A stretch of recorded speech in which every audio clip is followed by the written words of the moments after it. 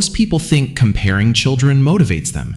It doesn't. It changes how they see themselves. The moment a child is compared, look at them. Why can't you be like that? Something shifts. The goal is no longer improvement. It becomes comparison. Instead of thinking, how do I get better? The child starts thinking, why am I not like them? And that question is dangerous because it targets identity, not growth. Comparison creates a reference point. Someone else becomes the standard.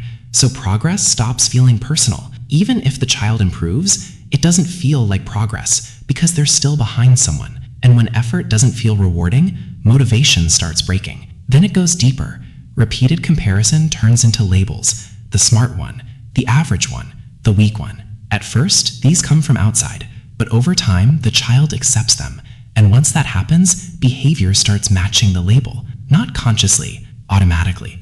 A child who feels less than doesn't try like someone who believes they can win. They try like someone who expects to lose. That's how comparison shapes identity, not by forcing failure, but by shrinking possibility. Then comes the emotional shift. Other children stop feeling like friends. They become benchmarks, competition, reminders, and that creates distance. Sometimes jealousy, sometimes withdrawal, because it's hard to feel close to someone who is used to measure your worth.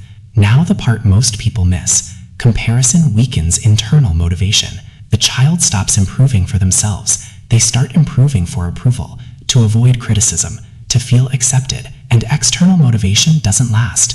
The moment pressure disappears, effort disappears. So over time, one of two things happens. They become dependent on validation, or they stop trying. Both look different. Same root, being measured instead of being understood. So the real damage isn't immediate. It's long-term distortion of identity, confidence, and relationships. The shift is simple. Children don't grow by being compared. They grow when they are seen clearly, without being measured against someone else. Because once a child competes with their own potential, growth becomes natural.